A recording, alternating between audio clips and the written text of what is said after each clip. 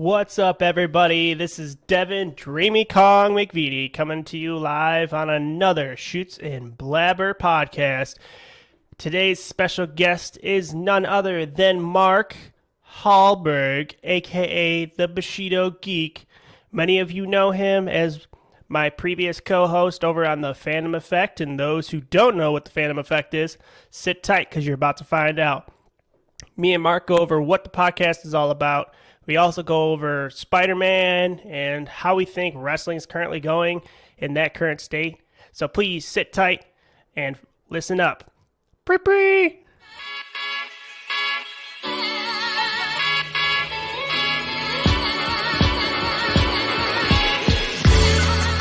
You're listening to the Shoots and Blabber podcast, where we shoot the shit and blabber on.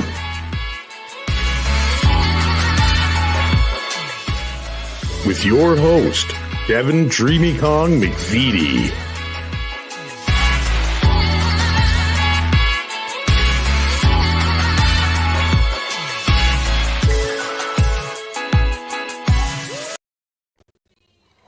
What's up, bud? What's up? I, just came in on the A train, as you can see.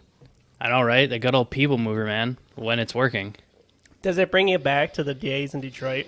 It does, being on the people mover at like midnight, trying to get from like the casino to like the random parking lot that I had no choice but to park at. That's nowhere near the venue where I'm going to.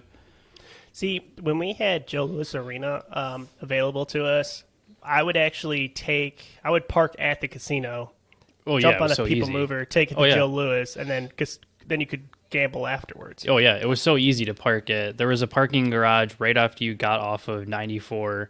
Like connected to the casino. It was like this free park. I think it was probably the casino parking garage, and it was the easiest place. 75, yeah. And it was the easiest one. You just pulled off the freeway, and it was literally right off the freeway. It was the best.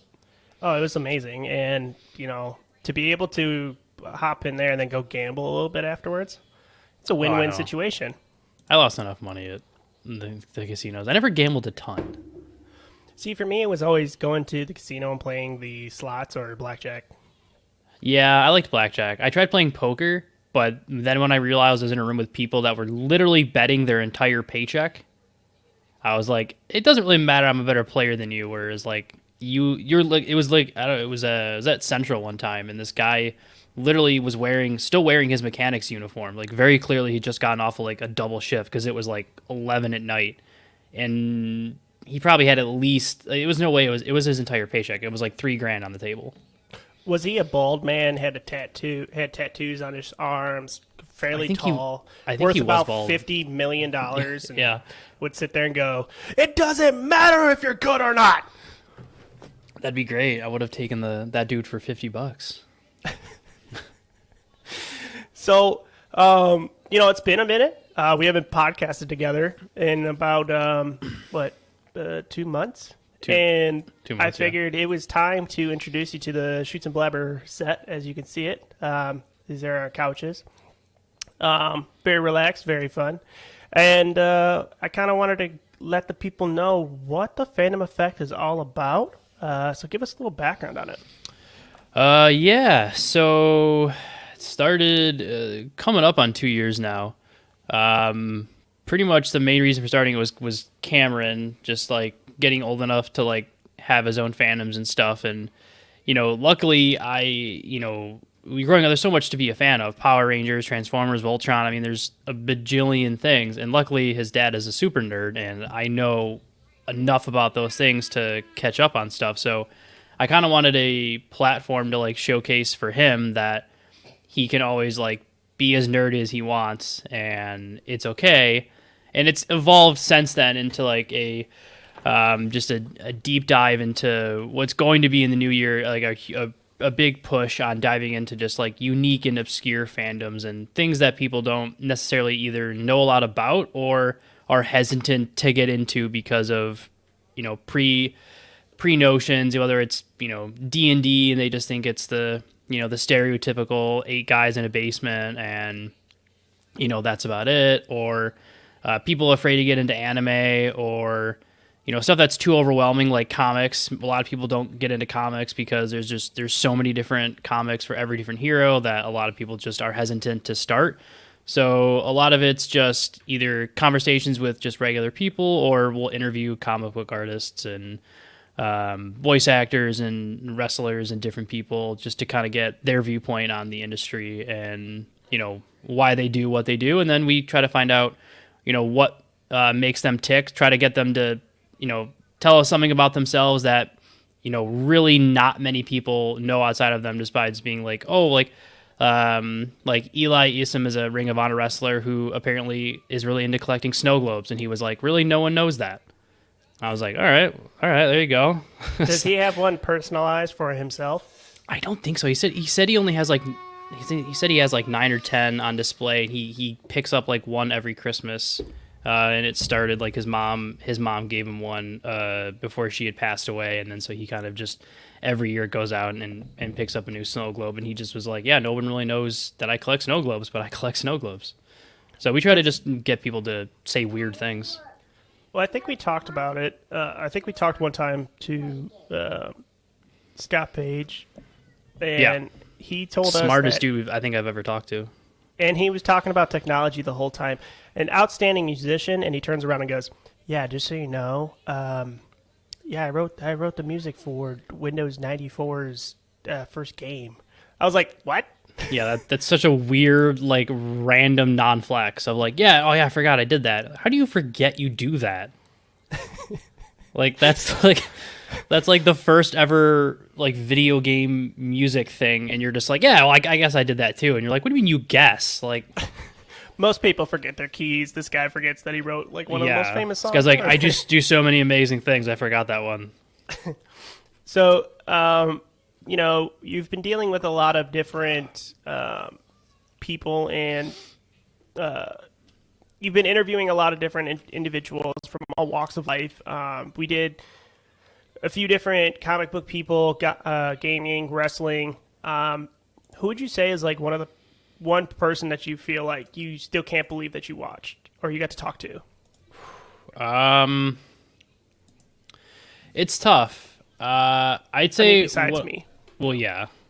I'd say one of the ones that like I wasn't going into the interview. I wasn't like super excited, but like leaving the interview, then realized how special it was.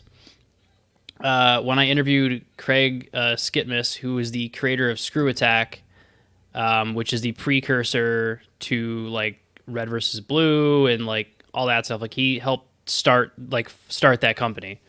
And Screw Attack was like gaming haven back in like the early 90s. Like it was the website to go to before YouTube and all that stuff, to like post video game, clips and videos and all that stuff. And I only ended up reaching out to him because Mark was a humongous Screw Attack fan growing up, and just asked if I could just give it a shot and try to get the guy on, and it ended up working out.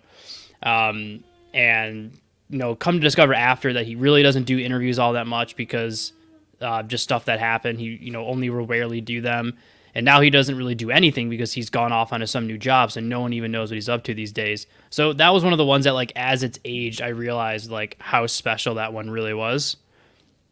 And then probably the other one would be the one that we did twice, interviewing Jay Lethal, who I got to grow up watching.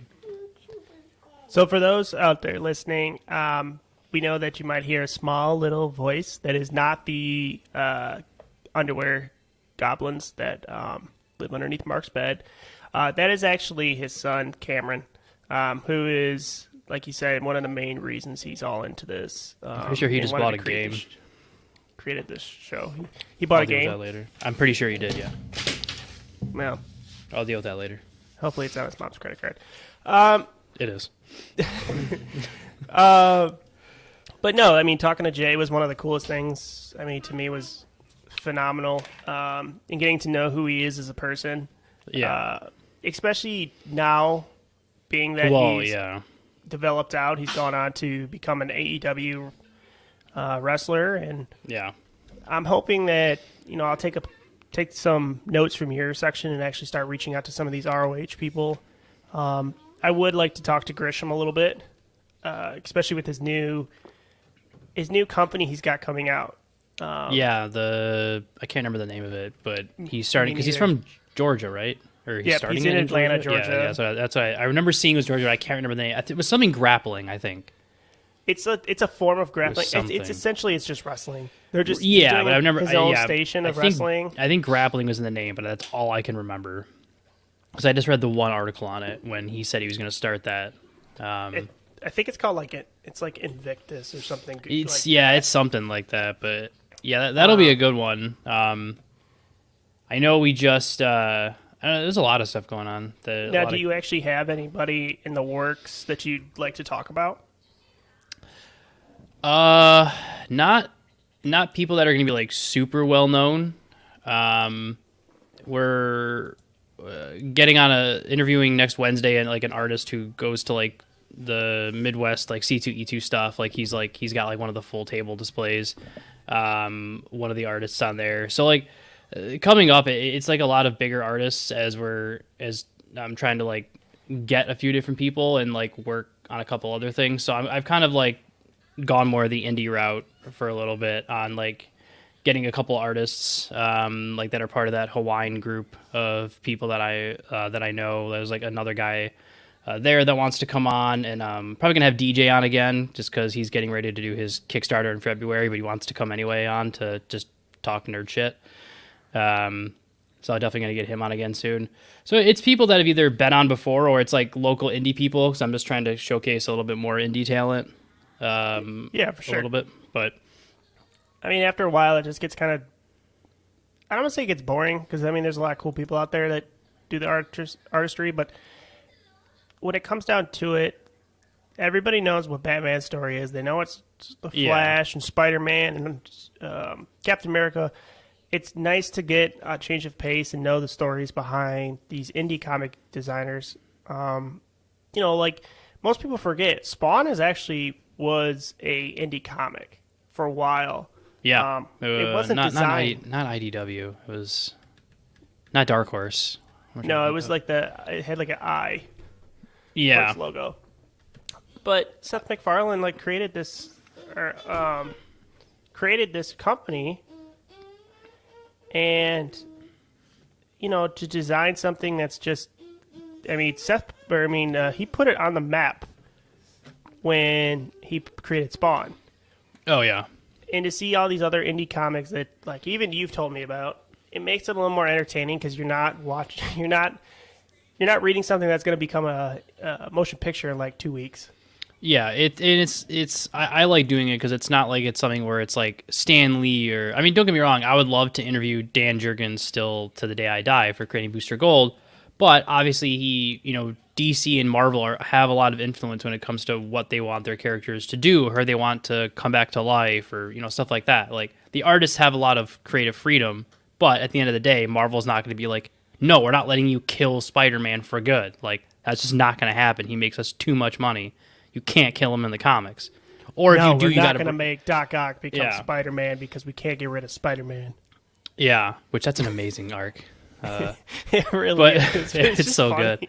Yeah, but that's why I like interviewing people who create kind of their own stuff that and some of them are bigger indie comics that are in comic book shops, select ones that will showcase because there are some comic book shops that do want to showcase indie talent.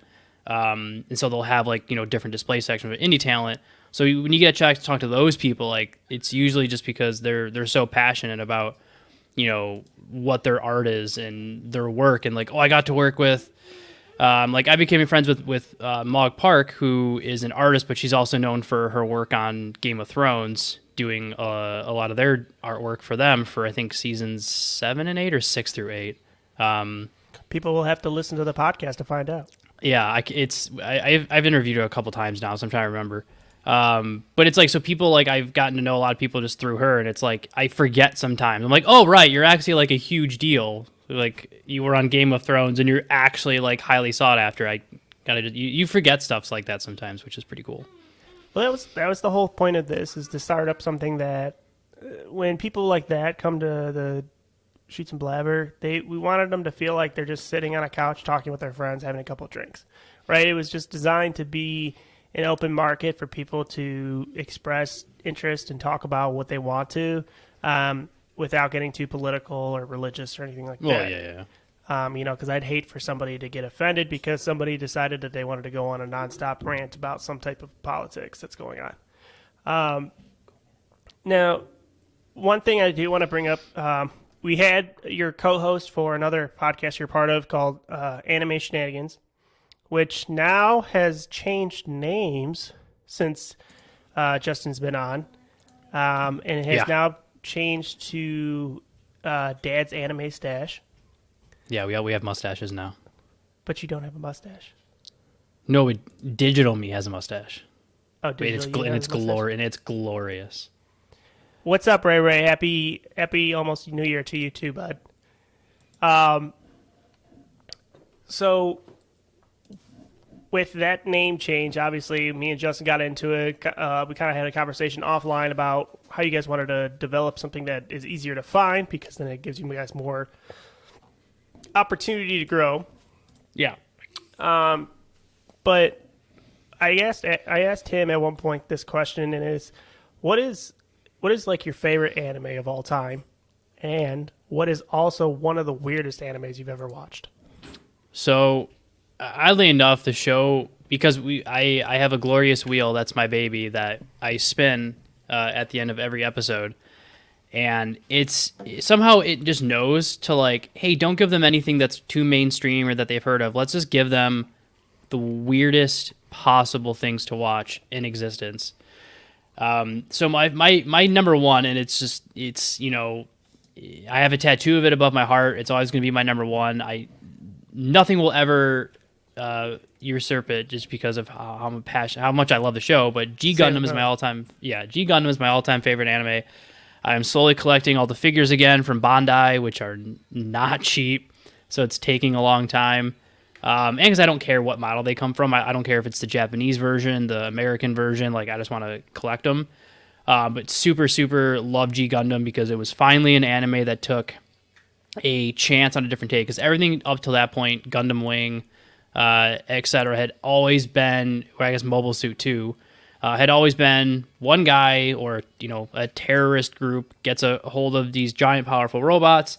They fight all the other armies, and then mom marries your Aunt Bob's your uncle. That's the entire plot of almost every Gundam show until G Gundam, which finally was like, no, we've solved all those problems. Now we do like a presidential race of Gundam fights, and every 4 years there's one winner, and that nation rules space for 4 years. And so it was just every Gundam was reflective of that country, and it was finally a different take. It's so good. I love it. The weirdest is probably, it's not a bad anime, but it's definitely the weirdest. Is one that we had to watch, which I had never heard of. It's a late 80s, early 90s anime called Golden Boy, which you can find on YouTube. It's only 6 episodes, and it pretty much is just about this like genius teenager. He's like 18 or 19 or something, and he's like a genius. Like, he can pick up anything within like a day. And it's the most random thing because he's like you want to say he's a womanizer, but he can never actually get with any of them. Like, he never does anything with any of them. But somehow they all fall in love with him after he leaves, because he leaves town after he like learns their skill and then leaves, but he's obsessed with them. Like, he's like licking toilet seats, and it's so obscure and random, and it makes no sense. And he's like, his bike's jumping off cliffs and he's living, and like it's the weirdest thing. But it's not bad, but it's definitely a very, very weird anime. Well, I mean, that's how things are going nowadays. Is that? Well, yeah. There's just some stuff that's just out there. Yeah. Now, to change pace a little bit, recently you had a podcast where you talked about the new Spider-Man. I was lucky enough to go check it out yesterday. Yeah. Mind you, I caught the matinee pricing, which I love, so I got to see it nice. for $5. That was amazing. That's the way to do it. I saw it with Cameron. So what did you think? What did you think about it? So funnily enough, I was watching Ethan Page is an AEW wrestler that I've become like a huge fan of, mainly because of his vlog, because he showcases like who he really is, and he's such a cool guy. But he was talking on today's episode with Isaiah Cassidy, and they were talking about Spider-Man, and Isaiah Cassidy said something that was like literally my exact thoughts, that for him it was top 5 Marvel movie he's ever seen, was definitely better than Infinity War, but wasn't better than Endgame. And I was Right. like, that's exactly my thoughts. It's in my top 3 for me. It's definitely better than Infinity War, but it's not as good as Endgame. It's like 100%. right in there. Again, there was faults that I had with it, but I thought it was I thought it was phenomenal. Like, just between storyline and like cameos. I mean, I guess spoiler, but do you want to do spoilers? Or I don't know. Oh yeah, spoilers are Okay. fine on here. If you haven't Okay. seen the movie, please just skip this next section. I will put in the notes in the description, like when you could jump past it. But yeah, go ahead. Yeah, I was say like the fact that like very quickly into the movie you get a cameo from Daredevil. I was like, what? Because I had managed to avoid. I knew like Green Goblin was going to show up because people talk about it and Doc Ock, but I managed to avoid every single trailer and post about this movie. So I was going in completely blind. See, I watched the trailers. I skipped everybody's like, okay, this is what's going on. This is what's going to, this is like my feedback on it, spoiler, non-spoiler free review, and these are the end credits, that kind of stuff. The only thing I caught was like one time I caught that the second end credit was going to be the Doctor Strange trailer. And I Yeah. was like, okay, that's not Yeah. really that big of a deal. But No, the overall movie I thought was fantastic. I'm like you. I feel like it wasn't as good as Endgame, no. but it was really good. The only thing I wish that Endgame had was the marvelous Captain America beard that they took away from him. Always needs to come back. Yeah. But the having Spider-Man go through all these emotions, and actually the Aunt May part and stuff, I thought was fantastic. The only thing I have to say I had a problem with was that they were trying to build the Sinister Six, and instead they built the Furious Five. And Yeah. I kind of wish that they would have at least said, like, okay, we got Vulture, or we have, because they did introduce Scorpion as a person. They didn't introduce him as a character. And I Yeah. think that it would have been cool if they would have said, oh, we're going to pull that person in now because we're doing this third movie. We haven't ever had Scorpion in a movie, period. This is going to be entertaining. Yeah, it would have been good to give more of. I think a lot of it too probably came to the uncertainty of like what they were going to do after this movie. So I think some stuff they kept more vague or less specific because they were like, this could all blow up, and then this is the last thing of any of this. Because it's Sony at any point could pull out of the deal at any point. Right. And you know what? I am a huge. You know what? I liked the Amazing Spider-Man, the Andrew Garfield ones. Yeah. I found those to be very entertaining, especially the second one. I thought it was fantastic. But then when they said really like, liked "Oh it. yeah, we're just gonna cut it there," it's like, why are you doing that? And then they came out after this movie and they said, "No, there was a third one. We just decided not to go with it." It's like, you should have. That you would have made so much money off of it because it was fantastic. But to see the way that they pulled all three and to describe it to people who don't really understand it, like my dad, for instance. I was trying to explain like multiverse type stuff to him, and he's like, "What?" No, yeah. I was like, basically, they pulled the other two Spider-Mans in. He's like, Yeah. "Oh, okay." And as complicated as that as DC's is way more confusing. Oh my god, it's ridiculous. That going into different worlds instead of multiverse is just like, Yeah. It's So it's just been. I thought it was a pretty cool. I thought it was a really good movie, though. I liked that they did. the way that they perceived it. So MJ wasn't technically Mary Jane.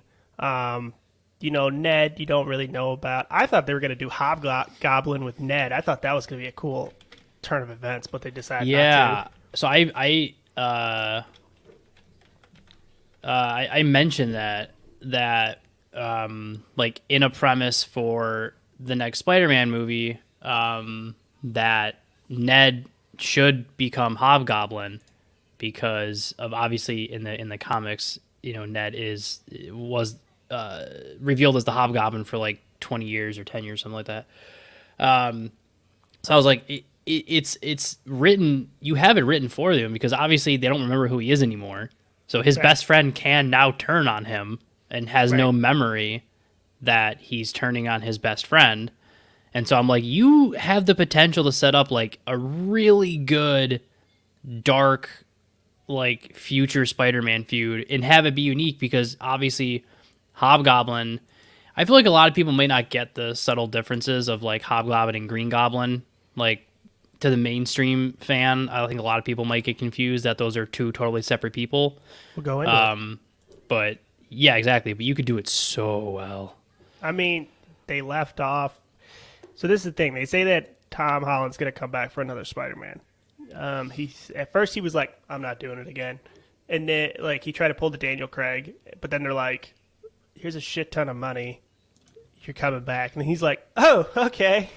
So yeah, that's the thing. Like they could still do it. I mean, they left it open. They left it open for Venom to come back too. Which shout out to that clip at the end there, because if you're a Ted Lasso fan, you had Rojas as the bartender, and I was like, oh my god, I know him. So I thought that was pretty fantastic. But overall, yeah, definitely 2 thumbs up. Please go check it out. Go watch it. Go see what the hype is all about. If you're a superhero fan or you just want a good movie, general. But to change gears once again, we talked about wrestling earlier, and you're following Ethan Page and AEW and things like that. I want to know your opinion on what do you think about the current state of wrestling? I feel like on an independent standpoint, it's blowing up. I feel like from a mainstream standpoint, and obviously by mainstream you can only really, I don't consider AEW mainstream yet, just because it's only been 2 years. And so WWE is still like the mainstream, and I feel like I don't see how, when inevitably like Roman Reigns and like a few other people like the Usos leave WWE for whether it's movie careers or whatever it is, I can honestly, like 5 years ago I would have said WWE is going to last until I'm dead and long gone. I can honestly say now I would not be surprised if Vince McMahon just sells the company in the next couple of years and WWE goes away in terms of being wrestling. Not that they're not making money, but they're just doing such a bad job. So this is my theory on it, and I've had, I don't want to say confirmations from Rob, but like we've had talks about this, being that he was in the background, and he's got his own podcast now called Perched on the Rope, which is a hell of a wrestling podcast if you want something entertaining to listen to. But he said within the next couple of years they're getting sold, and most likely to Disney. Which I could see, and it would change things because you'd have WWE forming on things like ESPN and stuff like that now instead, which would give a new market for them. I do have to argue with you when you say mainstream. I feel like it's like a pyramid. You actually have WWE and AEW at the top. Just below them, you have Ring of Honor, Impact, and then below them, everybody else. And I do agree with you. Independent circuits on wrestling right now are blowing up. Between you got that GCW now, Game Changer Wrestling, which is coming to Detroit in January. I checked out some matches recently. Holy cow! Effie versus Matt Cardona was fantastic. So or basically Busey as they call them themselves. Matt Cardona is so good. It was Cardona, and his wife versus Effie and his tag team partner, who's a female. So they did a mixed tag team match, which was fantastic. And then they did. There's this other guy named, I want to say it's Atrox or Atrox or something like that, but they had a death match that I've never witnessed two men go at it like this, and it was fantastic, Mark. As a wrestling fan, you're watching these two dudes just put a toll on their body. It was just unbelievable. So I have to say, like, that's getting outrageous. And, you know, we have other independent shows and events happening a lot more often. Like we mentioned earlier with Grisham's Terminus, and a previous person I had on the podcast, Zicky Dice, is actually hosting his own called Outlandish Paradise, which happens to be that same weekend. Yeah. And Atlanta right now is becoming a wrestling capital. Yeah. Oh yeah. It's blowing up. So I think it's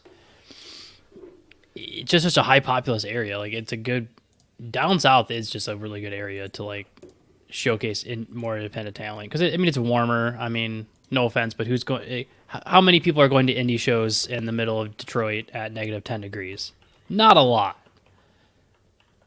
But when you've got I did, but that was because I either had someone wrestling on the show or I just wanted to like see Rhino or the Motor City Machine Guns or something.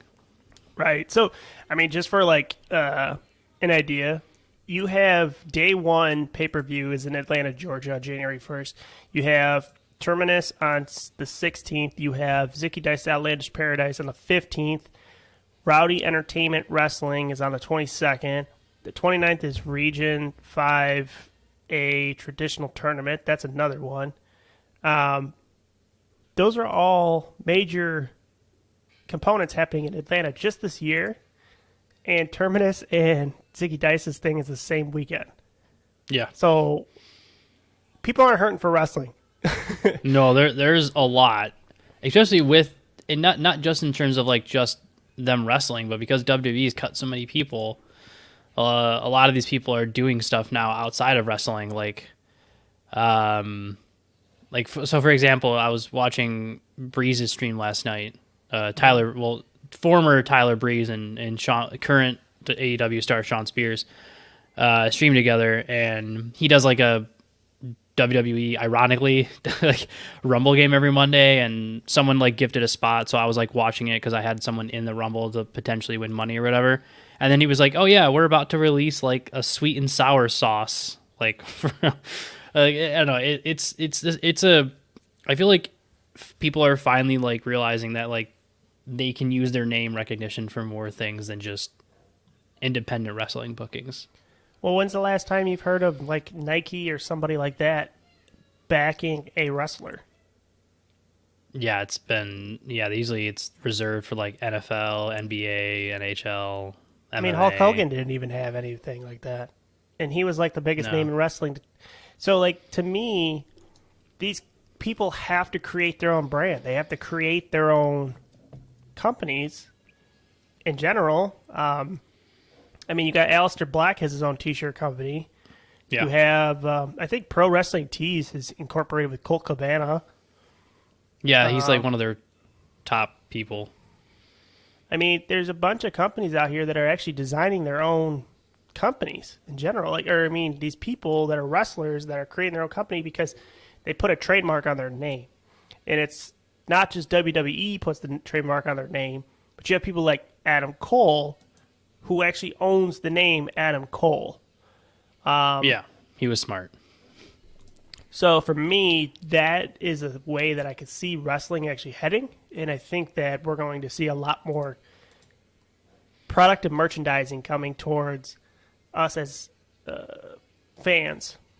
And I'm going to say that the mouse is coming for WWE, and Tony Khan will have his AEW, and those will be your top two that'll be fighting each other like WCW back in the day. Yeah. But I hold true that if AEW is not careful, they are going to fall into the same trap that TNA did back when TNA was like actually competing with WWE in terms of like ratings, and then they signed way too many people from WWE, and people started all the jokes about this is just WWE 2.0 or like reject WWE, and I mean look where TNA took them 10 years to finally start bouncing back from how bad that flopped. Well, the other thing is that I have a problem with is that they have so many people. They have over 100 athletes on their roster. Yeah. Why is it the same matches every week? That's what bothers me. It's you have 4 shows, 2 of which are premiered on television, and you're still putting out the same people every week on those 2 shows that are televised. Now, I get it. There are names that draw people in, but you have to have matches in between there that still are showcasing your other talent. Yeah. And there, our buddy from Forbes and Wrestling Inc., he brought up a good point that there's a lot of talent that's not being shown. Now, he chose to go with a certain type of talent. So I'm not going to go into that. But you have a talent like Jay Lethal that you just signed, and you've watched him in 2 matches the whole time in these last couple of weeks. And it's like, dude, you guys are burying, like, you guys picked him up. That's great, but you can't sit on these people. Like, you have a lot of good talent. Don't sit on it.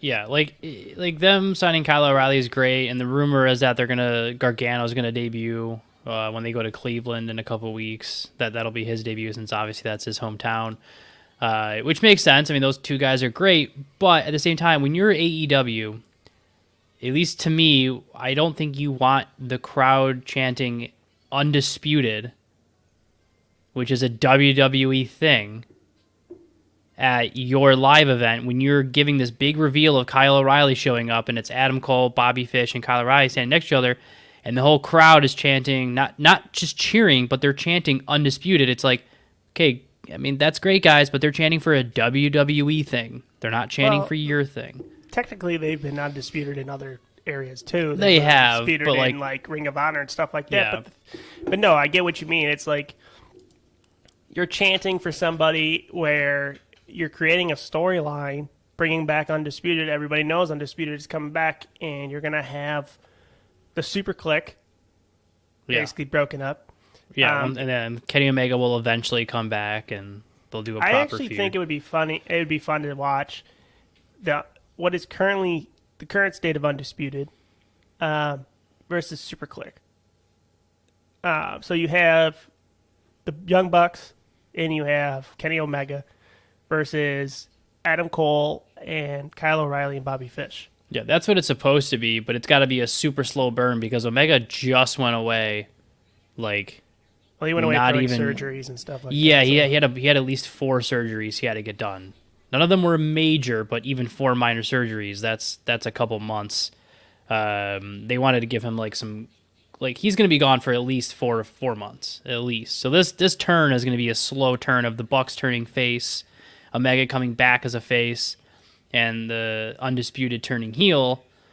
So, I mean, just because I was a huge fan of Undisputed, I do hope that Roderick Strong leaves NXT and goes to AEW and just we got to get rid of of Diamond Mind. I'm sorry. It's just not...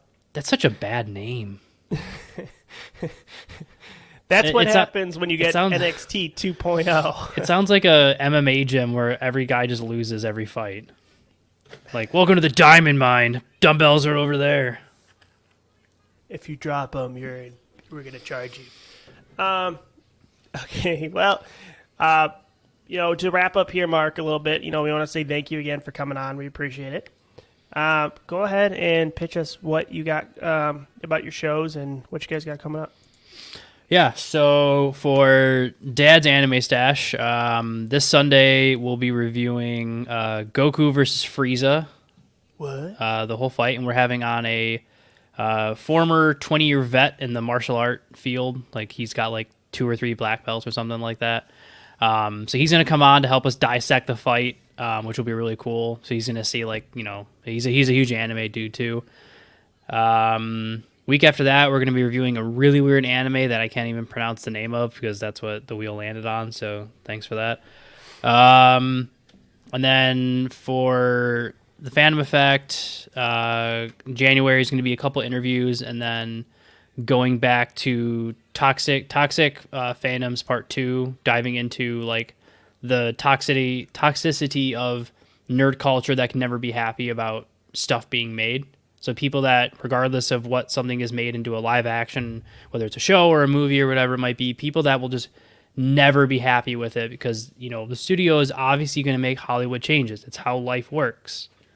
Yeah, but, you know, they shouldn't have changed Cowboy Bebop. It was good the way it was. I mean, it was. I mean, I enjoyed the live action, but like I saw someone I saw someone complaining about the Uncharted movie because I never played a lot of the games, and apparently one of the characters has a look, and the movie's changing it a little bit. And somebody like posted something on Facebook like complaining about it, and I like chewed them out, saying like, how about you just be happy over the fact that a major studio thinks there's enough bang for their buck to make an Uncharted movie, and that nerd culture is becoming more accepted. So January, trying to dive into like why nerd culture can't accept why nerd culture can't accept nerd culture being more mainstream, even though that's what we all say we want. And where can people find all this stuff? So for Dad's Anime Stash, primarily we're just using the Facebook right now, which is just at Dad's Anime Stash. You can email us at dadsanimestash@gmail.com if you have an anime you want us to recommend, which I will add to the wheel, and you can see if it lands on it or not. Or if you have like a fight or an anime movie you want us to watch, we can do that as well. Fandom Effect, Facebook and Twitter is at Fandom Effect. Every major podcasting platform. Merch, it's on Teespring, Patreon. So just search the name on any of those things, and it'll pop up, no problem. Okay, cool. Cool. All right, well, thank you, Mark, for coming on again, and for everybody out there listening. We appreciate you listening out there in the universe. Germany, I want to say hello. We see you. The cities in Asia, Pakistan, things like that, we see you as well. And everybody else, please go enjoy some past episodes and have a good New Year. And actually, this will be on Friday, so yeah, enjoy your New Year. And Mark, thank you again. Yeah, of course, anytime. You've just listened to the Shoot and Blabber podcast. If you're enjoying the episode, please go back and listen to some of our old episodes. Also, drop us a rating, like our Facebook page, or follow us on Twitch at twitch.tv/dreamy_Kong. Bream, bream.